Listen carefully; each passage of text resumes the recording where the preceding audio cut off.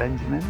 I'm coming from Belgium, and I'm coming to Mozambique because of a very urgent burning fire in myself, just to serve people who really need help. My name is Moses Mtombeni. I'm from Bushback Creek. Yes, I'm going to the Mozambique to do some work at Mozambique, to try to help the other people at Mozambique.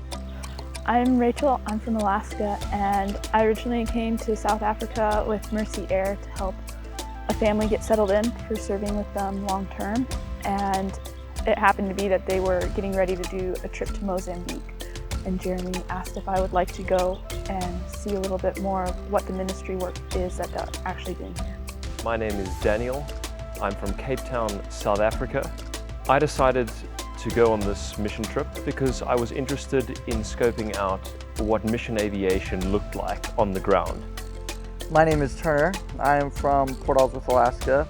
I've been volunteering for Mercy Air for a little bit, and then before I came, Jeremy had asked if he wanted me to go on the Mozambique work party, so I was like, okay, sounds good. But yeah, that's pretty much how it happened. God definitely led me there. I didn't plan on going, but yeah, it just kind of ended up that I came. Hello, my name is Luke.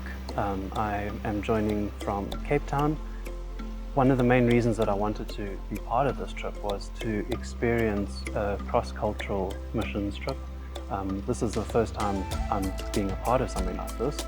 And I also wanted to get a exposure to a church in a different setting and just be part of that and get that experience.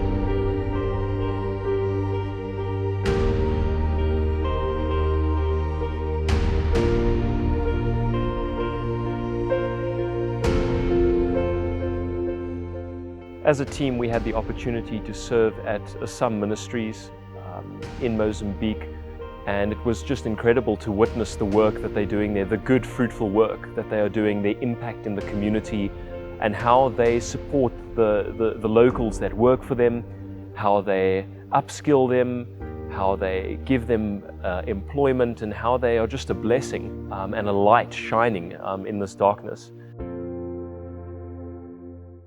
The highlight of the trip for me was certainly the morning devotions. As a team, we each got an opportunity to share as part of their morning devotions. And so the whole team would meet together along with the farm workers and all of those who worked at Assam's base at 7 o'clock every morning. And each of us got an opportunity. And it was such a refreshing way to be able to share God's word. When Jesus took all of our dirty clothes, and I just thought I just had to on him. I got take a ear. What did God do to Jesus? For Maria, I save my Jesus. The highlight for the trip, just see maybe something to learn when you go outside of the country, to see other people, to enjoy that life of the Mozambique, the good people with the Mozambique people. It's so very good to know like that. Yes.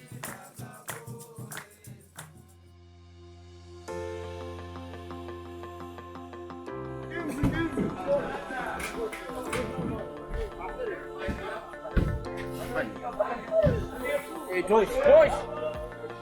Joyce! Joyce! The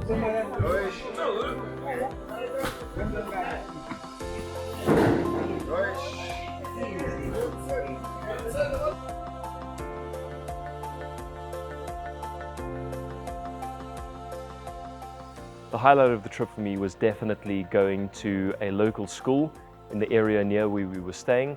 We were busy doing some renovations on the classrooms, painting, putting putty in window panes, but one of the best things that we were able to do there, one of the most incredible things I got to experience, was to interact with 50, 60, 100 kids and blow up balloons with them, play games with them, give them high fives, make them smile and involve them in our activities, and that was really special for me.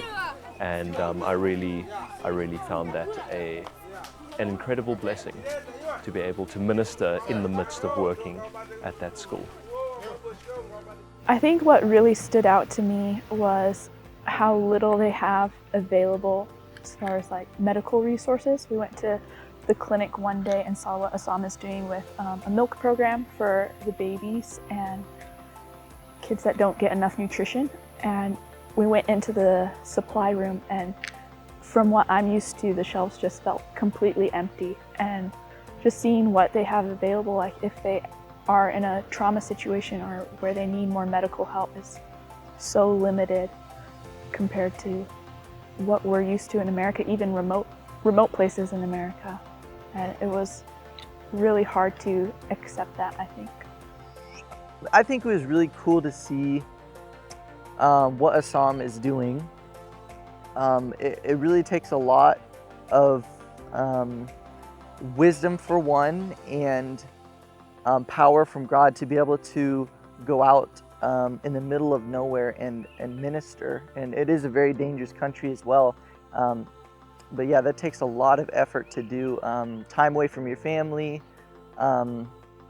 Dwight and Lynn and Shannon, that's really hard to do, just to go out in the middle of nowhere and worship God and also bring God to others. Well, the highlight for my trip was visiting the church. It was a small church, very poor people, but they were dancing all the time. They had such a joy in their heart, so they are rich in their heart. And although they have not much, they invited us for a lunch, and they gave us a wonderful lunch with a chicken, which is very, very expensive for them. So they gave it all for us. That was a very highlight of my trip. Something was expected to be going to be difficult to communicate with that people, because that language is very difficult, like Sena, Shona's language and Portugal's language is very difficult, but I will try to communicate with him like that. The last maybe 2 days before we left, a day before we left, I think, we left the farm. We were going to visit some people, and there's a gate, and you go out of the gate, and right to the right there's there's houses that Assam had built for people, but there was a blind family there. They have 4 kids. It was just hard for them to do things. They're like, these kids are no older than 4 and younger. The kids have to walk them to the bathrooms. That was very sad to see, for sure. One of the challenges that struck me in that context was, often I think in the Western world, churches almost, if you can think of it like this, the sort of top layer, we generally, education is a given and infrastructure is a given. But in this context, a lot of those building blocks are not there. So in order to present the gospel well and to be able to take the gospel into a community like this, it usually needs to be accompanied by some form of literacy training or some help in getting that basic infrastructure in place. So that was eye-opening for me, and also a joy to be part of, in a small way during our time there, just contributing towards that, so that the gospel can go out.